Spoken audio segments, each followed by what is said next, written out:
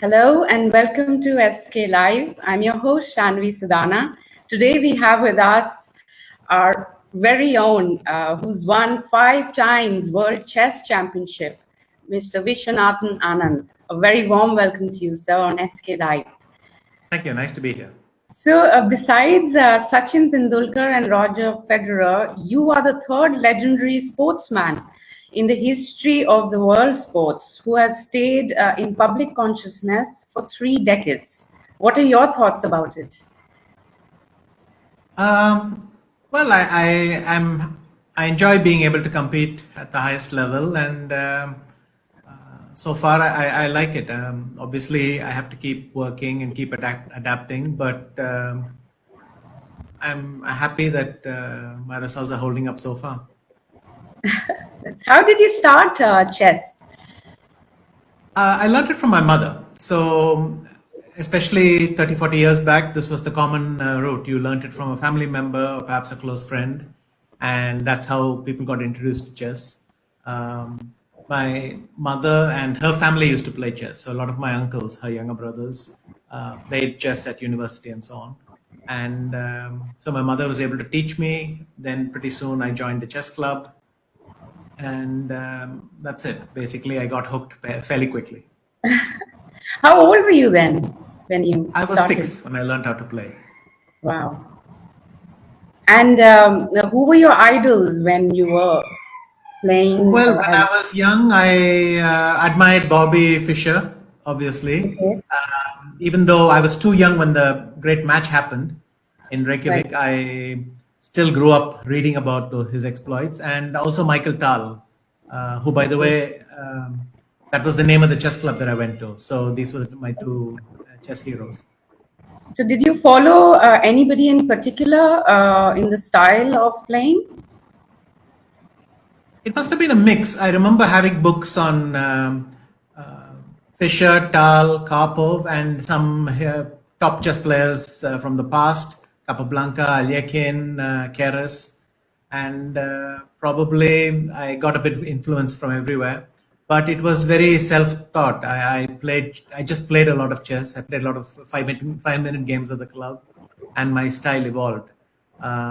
It was not systematic in any way, but it was very spontaneous. Okay.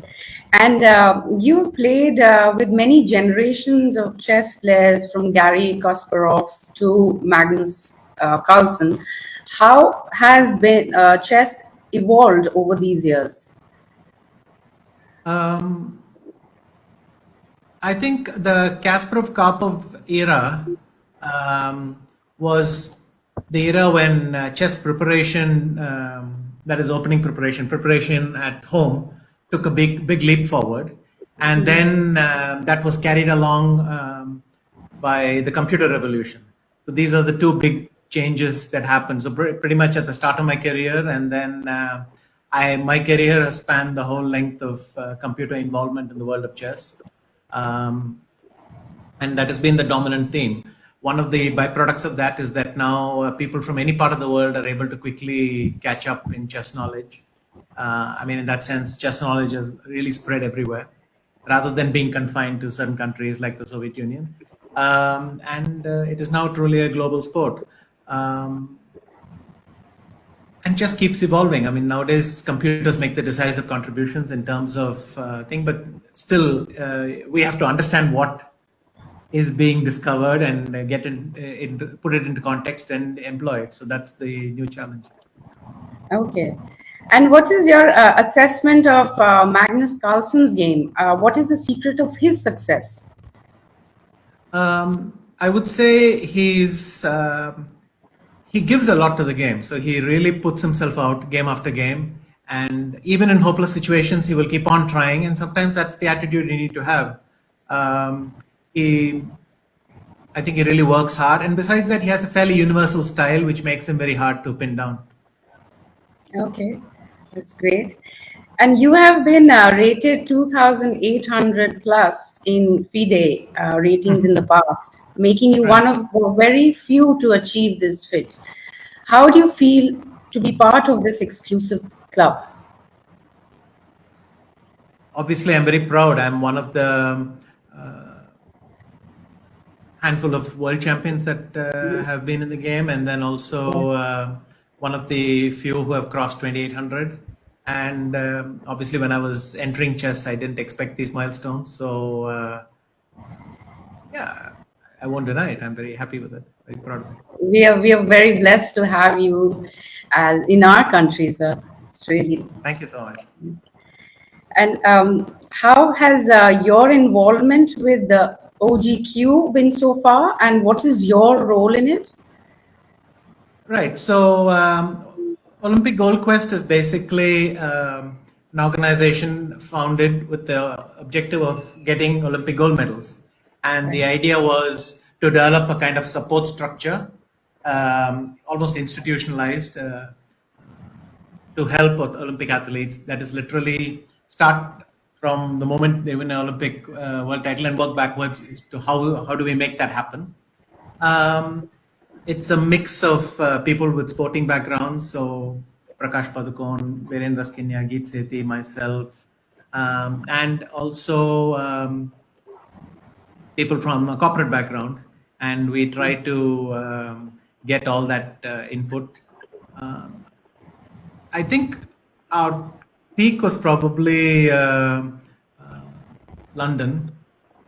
Rio, well, it could have been better, and we were very hopeful of a good performance in London, in Tokyo, but now that is,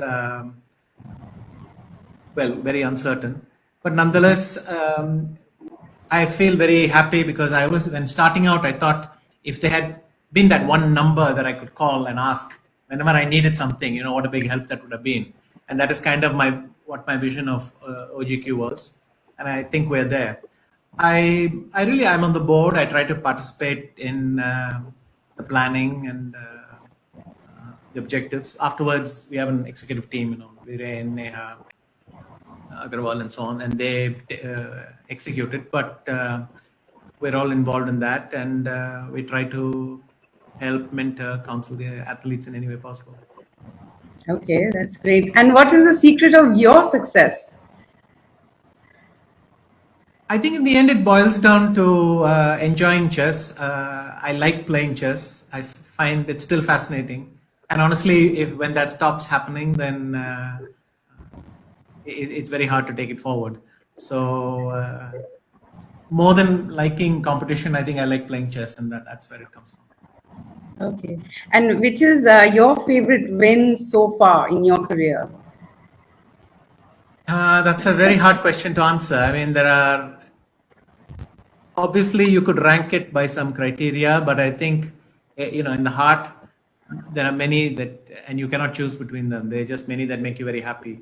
But typically it's the big wins, it's world championships, it's big titles. And there are some special moments that where you play a beautiful game or something that also stick in your mind a long time.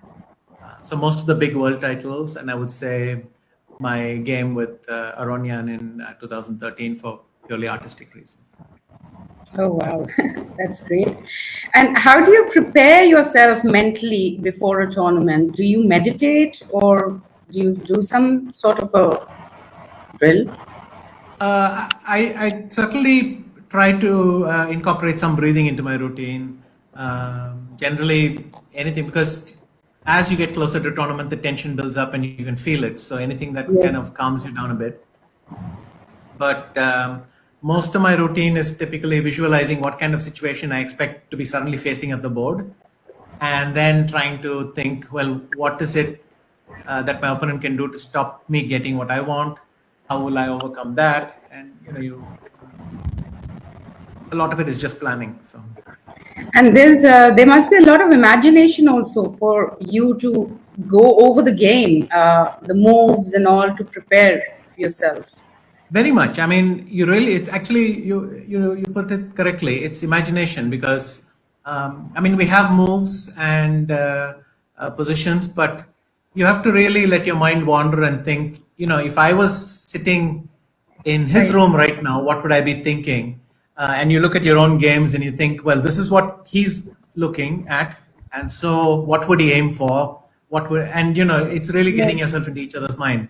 Obviously, a lot of that improves as you do technical work. So, can't pretend technical work is not important.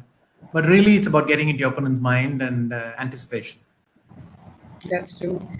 So, and why even after 50 years, India doesn't have another player in the World Cup 10, World Top 10, sorry. I think we're very close now. Especially, we have let's almost say a golden generation of young players, and Yes. I'm very optimistic that soon they'll break this barrier. It happens in every country that sometimes there is a lag and then it happens again. And besides, some of our players have come quite close. So top 20 is already, there are a couple of Indians who passed that, and I feel it's just a matter of time. Okay, and a lot of patience and hard work also. Yes, chess, I would say, is intensely competitive right now. I mean, there are many new talents emerging from countries all over the world, and therefore, you have to keep working at it as well. Yes. So we have a question from the audience. Indranil Vasu is asking, how does it feel to travel all over the world and mix with different cultures?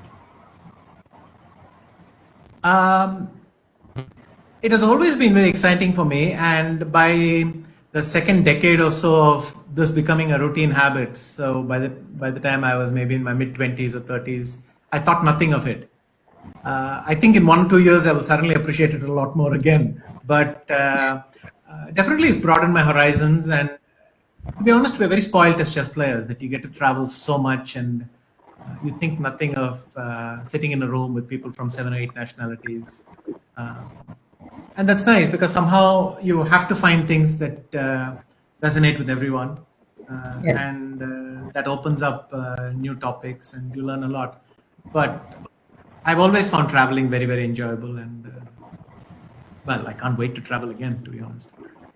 Yes, I know. The whole country, the whole world is actually facing the same issue right now. And I hope we get the vaccinations and things soon. Sure, some long-term solution which fixes it. Yes, Yeah. yes. And also one more question from the audience by Aditya Shukla. He's asking, when can we expect you to be challenging for the world title? I want to see you beat Carlsen for the title. Well, thank you very much. At the moment, my situation is that when the next cycle begins, and that was supposed to happen next year, but already Right. now everything is being moved up by at least 1 year. So we're now looking at 2 years, and I would have to start again at a stage where I would have to qualify for a team of 8, which would then compete further to challenge him. So it's quite a journey, and frankly, there are about 18 to 20 people who you wouldn't be surprised by if they qualified to be amongst this 8, which means there is some element of chance as well. I mean, you can do your best, but everyone is doing their best, and you need things to kind of happen and fall at the right place at the right time. So I will see. It's not something I think too much about because my attitude is if I qualify for the next stage, I'll worry about the stage after that at that point and not now. But that's the timetable right now as it stands. That's wonderful. All the best. There you go. Aditya answered your question. So between Nihal Sareen and Pragnandha, who do you think is more likely to be the future #1 from India? They both are incredibly talented, and so the future #1 will be the one who wants it more and who works harder and pulls ahead. At the moment, they're fairly competitive. Nihal is a bit older, and they both are working very hard and rising up. Again, their progress this year has again kind of been halted. Yes. So, but I know that privately that both of them are keeping themselves busy training and trying to improve. So I'm looking forward to seeing how things will be when they come back. Also, there are other players like Gukesh, Ranak Sadhwani. So there are a couple of strong youngsters, and it's a very tough environment, our junior situation, because our juniors are competing fiercely, which Okay. is very good for their progress. But